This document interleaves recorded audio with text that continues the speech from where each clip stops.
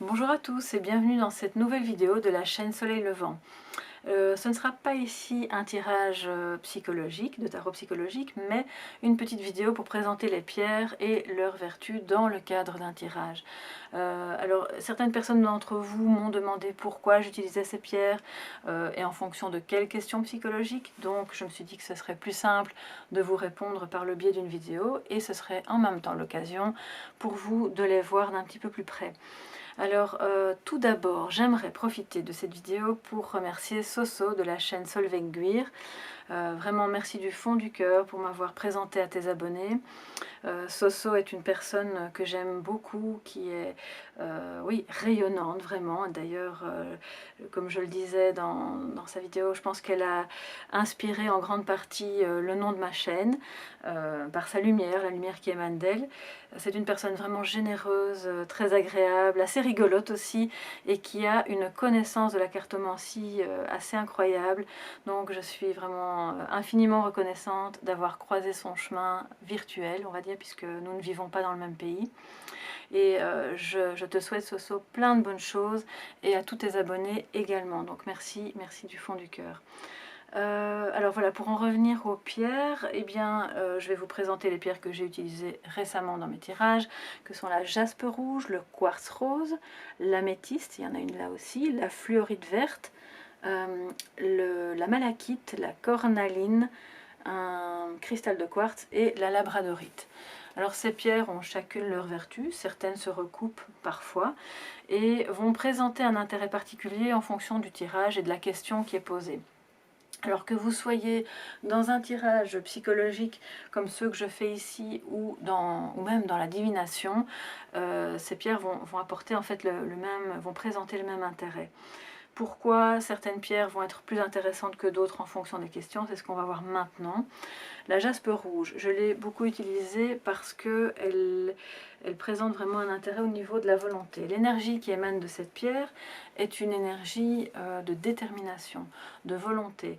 Ça va vous aider, ça va vous soutenir à développer votre courage et votre détermination à aller jusqu'au bout d'une idée, d'un projet, d'une action, à vous accrocher en cas de découragement aussi, puisque ça peut être le cas hein, dans les difficultés relationnelles ou sur les projets de longue haleine. Donc là, en ça, cette pierre est vraiment très intéressante.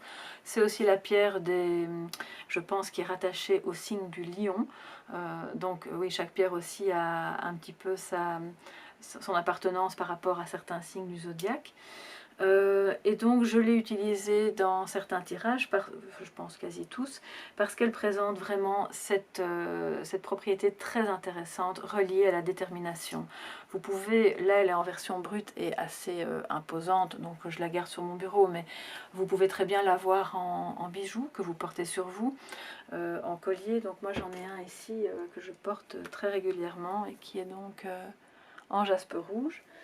Le fait de l'avoir près de soi va vraiment vous accompagner dans cette détermination, cette volonté, mais toujours très calme et pas d'agitation, pas de... Voilà, c'est toujours au bon dosage, on va dire. Donc, étant donné que ce sont des vidéos de coaching avec des questions de développement personnel, cette pierre aura probablement sa place dans la plupart de mes vidéos, voilà, et dans la plupart des tirages que je fais en privé aussi. L'autre pierre à côté, c'est un quartz rose qui m'accompagne aussi beaucoup et qui est très intéressant pour ses propriétés apaisantes et de développement de l'amour inconditionnel, donc au sens de la tolérance. Alors c'est une pierre voilà, que j'ai aussi dans mon salon, que vous pouvez avoir sur vous sous forme de bijoux, que vous pouvez mettre sur une table de nuit pour avoir des nuits plus apaisées, plus tranquilles, où vous vous sentez vraiment entouré d'amour, c'est vraiment le cas. Donc en ça, cette pierre n'est jamais très loin de moi non plus, puisque elle aide vraiment à avoir un esprit clair, apaisé, tolérant, ouvert, et elle favorise vraiment toutes ces qualités-là que vous pouvez avoir en vous et qui ne sont pas toujours présentes à la surface. Et bon, en ça, elle est vraiment intéressante puisqu'elle vous permet de développer, d'amener ces qualités-là à la surface de votre personnalité. Alors elle est reliée au chakra du cœur, évidemment. Donc en ça, elle va aussi apaiser les doutes que vous pourriez avoir sur votre propre valeur et vous permettre de vous voir tel que vous êtes avec vos qualités et retirer cette tendance à se juger parfois négativement, etc. Donc vraiment tolérance, amour inconditionnel, elle favorise le calme. C'est vraiment une pierre rassurante qu'on utilise de préférence aussi dans les moments de crise, que ce soit, là on est dans un confinement, dans une crise sanitaire au sens large, mais ça peut être une crise personnelle que vous traversez. Donc là c'est vraiment très intéressant de l'avoir près de vous. Pour les enfants aussi, pour passer de bonnes nuits, pour qu'ils se sentent rassurés, voilà, vous pouvez leur en offrir une ou la mettre près d'eux pour qu'ils se sentent mieux, même s'ils sont loin de vous, pour les personnes qui ont des enfants en bas âge par exemple. Alors la suivante c'est une améthyste. Et l'améthyste, elle a des propriétés qui sont un petit peu connexes à celles du quartz rose, mais quand même différentes. Bon, ici, moi, et là aussi une améthyste, je les utilise en pierre brute. J'en ai d'autres qui sont roulées, c'est-à-dire polies, comme celle-là, mais les améthystes brutes, elles sont vraiment intéressantes. Elles présentent des vertus curatives qui sont purifiantes. Alors curatives, notamment au niveau psychologique aussi, hein, pas que physique. C'est-à-dire qu'en fait elles sont bénéfiques pour le mental, elles vont vous calmer ou vous stimuler selon votre besoin, selon la situation. Elles vont être surtout très utiles pour convertir les énergies, quelles qu'elles soient, en énergie d'amour. Alors d'amour au sens de nouveau de la tolérance, de l'ouverture, de la paix intérieure et de la paix interpersonnelle. Donc ça entraîne évidemment l'utilisation de cette pierre et de l'avoir beaucoup près de soi, pour autant qu'elle soit purifiée et chargée, va vous aider à développer votre altruisme et votre sagesse au sens philosophique évidemment. Donc en ça, cette pierre n'est jamais très loin non plus, parce qu'elle est très générique et reliée aussi au chakra du cœur. Bon, c'est une des vertus, hein. Je ne vous cite pas ici toutes les vertus parce qu'il y a d'autres vertus physiques. Là, on est sur un plan plus psychologique, bien sûr. Alors, une autre pierre que j'ai utilisée dans un étirage était celle-ci, la fluorite verte. Alors, il y a différentes couleurs de fluorite. Moi, j'ai utilisé la verte dans ce cas-là parce que elle présentait une capacité à dissiper des traumatismes émotionnels. Elle va dissiper aussi les énergies excessives, hein, qu'elles soient bonnes ou mauvaises, mais quand c'est en excès, c'est toujours un peu toxique. Et donc, par exemple, quand il s'agit de passer à l'action, de prendre conscience de quelque chose, on peut être par moments submergé. Et en ça, la fluorite verte est très intéressante pour vraiment aider à dissiper ces énergies et à revenir à votre concentration, à être donc plus efficace dans les actions que vous allez mener pour votre projet, votre relation ou tout ce que vous voudriez faire. En fait, la fluorite verte, ce qui est intéressant, c'est qu'elle véhicule aussi des informations de votre inconscient ou de votre subconscient vers votre conscient. Donc, elle aide à l'intuition, tout comme le cristal, l'améthyste dans une certaine mesure aussi. Mais mises ensemble, évidemment, ces pierres vont favoriser ça, cette capacité que vous avez de lire dans votre inconscient et de traduire en fait les messages qui viennent et qui sont en réalité des intuitions. Qu'est-ce que je peux vous dire d'autre par rapport à la fluorite verte? C'est que elle est reliée au chakra, donc au mental plutôt, hein. Elle va aussi permettre d'éliminer ou en tout cas de réduire les comportements qui sont obsolètes. Et comme on voit dans les tirages de développement personnel que c'est très important de quitter des comportements qui n'ont plus lieu d'être pour aller vers ceux qui sont appropriés et qui sont actuels, et bien en ça la fluorite verte elle est vraiment intéressante, donc vous pouvez la garder aussi près de vous en bijoux. Moi je ne l'ai pas en bijoux, je l'ai ici en pierre roulée, donc elle est en général près des tirages de tarot qui portent sur des questions de changement de comportement. et de... Voilà, alors elle présente aussi plein de vertus au niveau physique, mais ça, je vous laisserai découvrir de votre côté si ça vous intéresse pour potasser un peu plus en profondeur. La pierre suivante que je vais vous présenter, c'est la malachite. Et ici, c'est en version brute, elle n'est pas roulée donc. Et cette malachite, c'est une pierre qui présente une énergie particulièrement forte, elle est assez puissante. Alors quand je dis forte, c'est-à-dire au plan psychologique. Donc elle est très utile dans les situations, par exemple, où il est question de changer et de prendre des risques. Alors que ce soit des risques personnels, relationnel, financier ou autre. C'est une pierre qui va vraiment vous accompagner par son énergie. Elle va soutenir en fait cette prise de risque tout en étant rationnelle et en ne faisant pas n'importe quoi. Parce que si on est trop dans l'émotionnel, évidemment, on risque de prendre les mauvais risques. Voilà.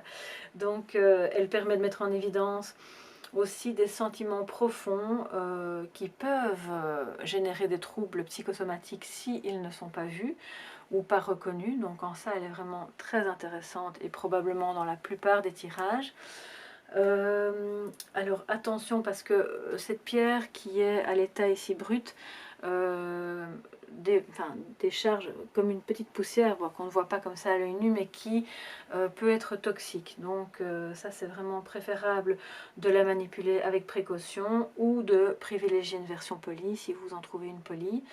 Mais si jamais vous l'utilisez en version brute, lavez-vous les mains après et ne la faites surtout pas tremper pour en faire des élixirs. Parce que c'est vrai qu'avec les pierres, on peut aussi préparer des élixirs, mais ça, je ne vais pas aborder ce sujet-là aujourd'hui.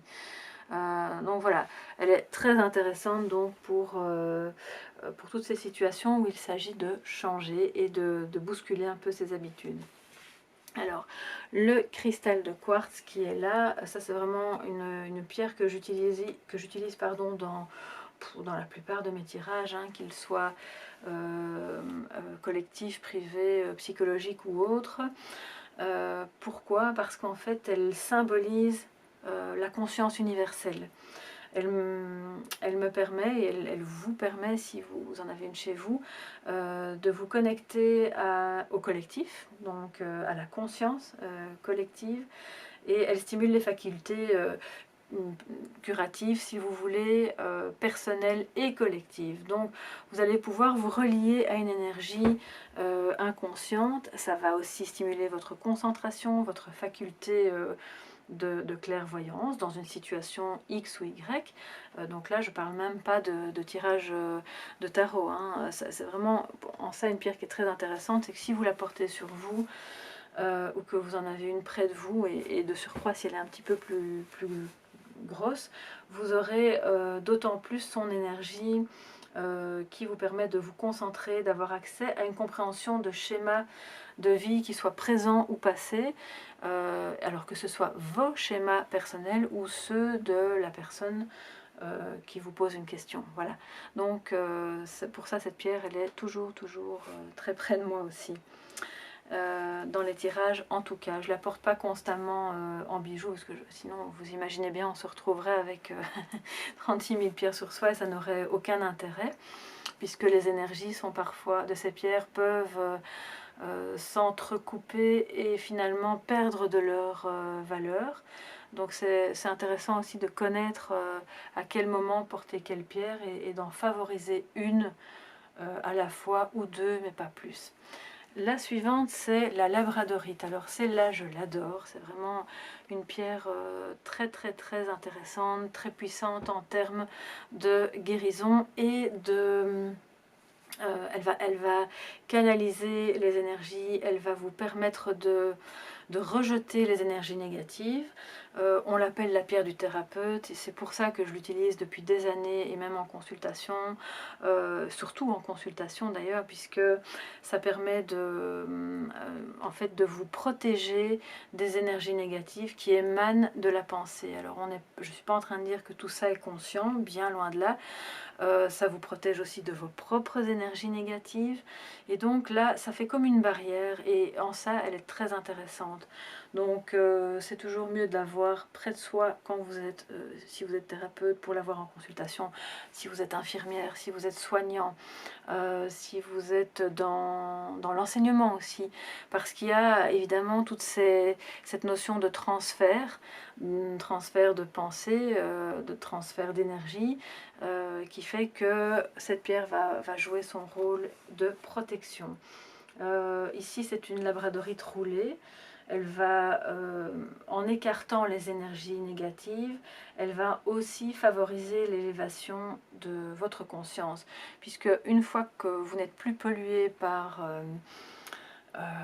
les pensées négatives, les énergies qui émanent de votre propre psychisme ou de celui des autres, rien que par ce fait-là, votre conscience s'élève et vous permet d'avoir accès à des informations qui seront vraiment utiles et qui vont vraiment vous porter sur le bon chemin. Donc ça, c'est vraiment une pierre que je conseille à tout le monde en général, et de surcroît si vous faites un métier où vous êtes en lien avec les autres. Voilà donc pour ces pierres-là. Qu'est-ce qu'il me reste? Ah oui, la cornaline.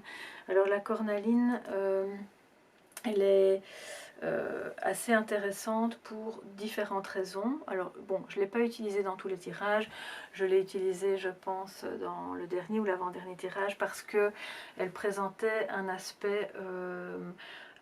elle redonne vitalité et énergie. Voilà, ça c'est vraiment sa vertu principale. Et quand il s'agit de passer à l'action, de changer quelque chose ou de se rebooster, ce qui était l'objet d'un des tirages qui va être publié aussi, eh bien cette pierre aide en ça, et elle va éloigner la peur, principalement la peur de la mort, hein, mais aussi les peurs qui sont reliées à cette peur-là. C'est une pierre qui donne confiance aux personnes plus timides aussi. Donc pour pouvoir avoir de l'énergie, se sentir en pleine possession de ses moyens, avoir de la vitalité, il faut évidemment mettre de côté un petit peu sa timidité dans la plupart des situations, se faire confiance et alors aller agir là où il faut agir. Elle encourage évidemment, du fait qu'elle aide dans les cas de timidité, elle encourage les personnes à prendre la parole, à s'exprimer clairement, calmement. Elle accroît en fait la résistance à l'adversité. Alors si l'adversité, elle peut être en vous aussi, hein, donc c'est pas toujours, l'ennemi n'est pas toujours extérieur, que du contraire, il est bien souvent intérieur à soi. Et donc voilà, cette petite pierre est venue se mettre dans les derniers tirages, parce que on parlait de se rebooster, ce qui va être le tirage prochain, et on parlait aussi dans l'avant-dernier d'être dans le passage à l'action. Et pour ça, évidemment, il faut avoir toute sa force, toute sa vitalité, dépasser son éventuelle timidité et ses peurs.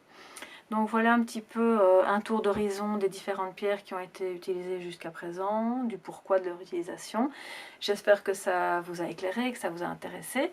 Et la prochaine vidéo sera donc un tirage de tarot psychologique, où d'autres pierres, la plupart qui sont là seront donc dans le tirage. Et au fil des tirages, évidemment, d'autres pierres seront apportées et mises en avant. Voilà, je vous souhaite plein de bonnes choses. Je vous souhaite surtout une très belle journée ou une très belle soirée, et je vous dis à bientôt.